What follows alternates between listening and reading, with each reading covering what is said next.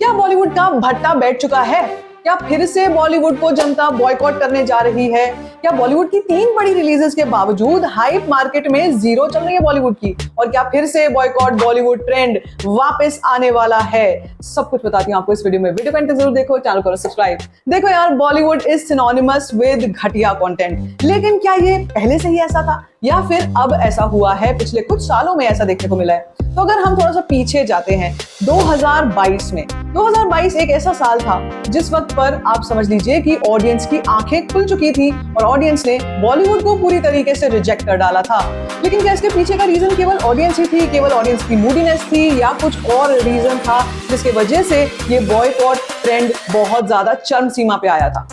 तो पिछले कई दशकों में जाते हैं, उस वक्त पे जाते हैं जब बॉलीवुड का कंटेंट एक्चुअली 90s के दशक से ही, 90s के डेकेड से ही काफी डिटेरियोरेट होना शुरू हो चुका था। आई नो, मैं खुद एक 90s किड हूँ, लेकिन मुझे पता है कि जब हम 90s के लास्ट टाइम में थे, उस वक्त से ही बॉलीवुड के कंटेंट में बहुत ज्यादा रेपिटेटिवनेस, रीमेक्स और मंडेन कहानियां आ चुकी थी। यानी कि बिल्कुल बोरिंग कहानियां जिनको बढ़ा चढ़ाकर क्रिंज बना दिया जाता था। इनमें कुछ फिल्में ऐसी थी जो आज के समय में लोग मीम कल्चर में यूज करते हैं। सलमान खान, शाहरुख खान और आमिर खान, ये तीनों खान उस वक्त पे अपने चरम पे थे, लेकिन इन्होंने उस वक्त पर शायद कंटेंट की इंपॉर्टेंस को नहीं समझा और धीरे धीरे करके अपने ही कंटेंट को क्रिंज बनाते चले गए। ईयर 2000 में केवल कुछ ही फिल्में ऐसी थी जिनको लोगों ने पसंद किया और लोगों ने उन फिल्मों को आज तक याद भी रखा। लेकिन अगर हम 2000 से लेकर 2020 के पूरे 2 दशकों की बात करें, 2 डेकेड्स की बात करें, तो कुछ एक ही ऐसी फिल्में हैं जिनका कंटेंट हमें पसंद आया। बाकी सारी फिल्में या तो क्रिंज कॉमेडी में आ जाती हैं या फिर क्रिंज कंटेंट में आती हैं जिनको मीम कल्चर में यूज किया जाता है। मीम कल्चर भी एक ऐसा कल्चर है जिसके चलते इन फिल्मों की लाइफ बढ़ी हुई है, वरना आज के समय में इन फिल्मों को कोई पूछता भी नहीं। फिर साल 2022 में ऐसा क्या हुआ जिसकी वजह से ये जो 20 साल पुराना वॉल्केनो था ये पूरी तरीके से फट चुका था? देखिए, साल 2020 में हम सबको याद है जब सुशांत सिंह राजपूत का केस आया था। उस वक्त के बाद बॉलीवुड की बहुत सारी परतें खुलती चली गई थी। इनमें सबसे बड़ी जो सच्चाई आई थी वो था बॉलीवुड का मैनिपुलेशन, कॉर्पोरेट बुकिंग और एक तरीके से स्कैम पर स्कैम करते चले जाना। लोगों की, एक्टर्स की पर्सनल लाइफ को लेकर भी काफी सारे खुलासे किए गए थे, लेकिन सबसे ज्यादा जो ऑडियंस को इम्पैक्ट किया था वो किया था रीमेक वुड ने। जी हाँ, साउथ के रीमेक्स कितने जबरदस्त तरीके से बनने शुरू हो गए थे बॉलीवुड में, उसके ऊपर, जिसके चलते लोगों में गुस्सा बढ़ता चला गया।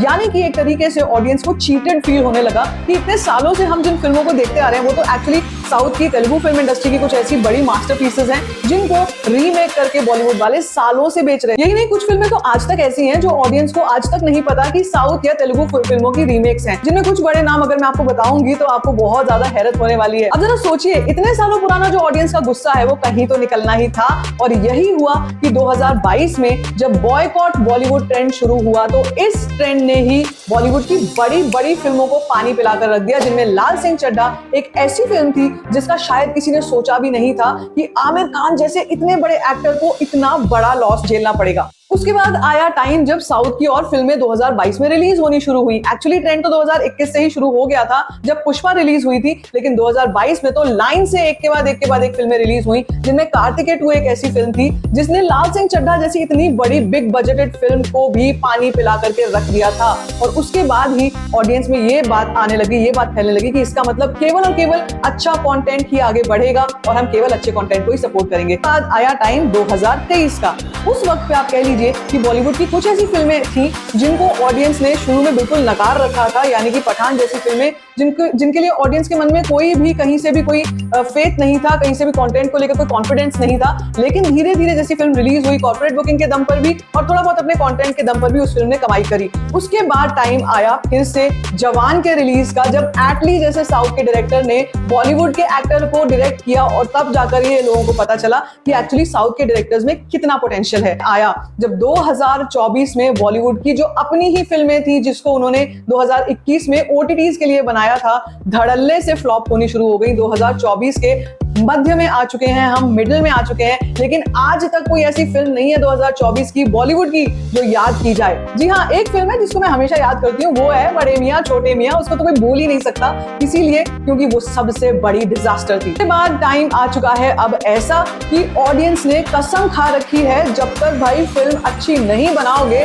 तब तक हम कोई हाइप नहीं देने वाले हैं। कल्कि के रिलीज के टाइम पर भी प्रभास के साथ जिस तरीके की नेगेटिविटी बॉलीवुड ने करी वो भी ऑडियंस के सामने आई, और अब इस वक्त पर जो नेगेटिविटी वो करने जा रहे हैं विद स्पिरिट, विद राजा साहब and with all the upcoming movies of Prabhas, वो भी ऑडियंस को साफ साफ तौर पर दिखाई दे रहा है। बहुत सी ऐसी फिल्में हैं जो इस साल में आ रही हैं जिनको बॉलीवुड हथियाने के चक्कर में है, लेकिन इसी के चलते आप देखिएगा कि नॉर्थ में कई ऐसे लोग हैं जो इस फिल्म को देखने भी वाले हैं। ऑडियंस के सामने ये बात साफ तौर पर खुल के सामने आ चुकी है कि बॉलीवुड का कंटेंट केवल और केवल घटिया ही होने वाला है, रीमेक वुड ही होने वाला है, और केवल या तो ये साउथ से कंटेंट उठाएंगे या फिर ये किसी और इंडस्ट्री से कोरियन फिल्म को उठा के बना के हमारे सामने परोस देंगे। स्त्री 2 भी अपने आप में एक ऐसी फिल्म है जिसको लेकर शायद मुझे लग रहा था कि लोगों में थोड़ी बहुत जागरूकता होगी, लोगों में थोड़ा बहुत एक्साइटमेंट होगा, लेकिन जिस तरीके से इसके एडवांसेस अभी जब ओपन होने वाले हैं, जिस तरीके से इसके सॉन्ग्स का कुछ चल रहा है, मुझे नहीं लगता है कि ये फिल्म उस वाले कंटेंट जैसी होगी जो स्त्री 1 का कंटेंट था। बॉलीवुड की पुरानी आदत है कि एक फिल्म जो अच्छी बन जाती है, जो फॉर्मूला हिट हो जाता है, उसी के ऊपर आने वाली सारी फिल्में बनाते हैं।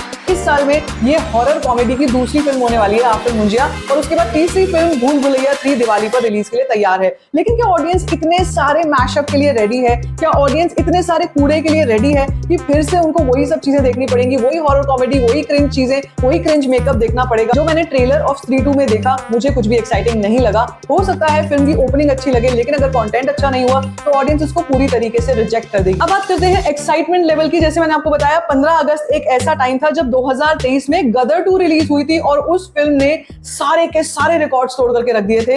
इस बार क्या स्त्री 2 ऐसा कुछ रिकॉर्ड तोड़ने जा रही है?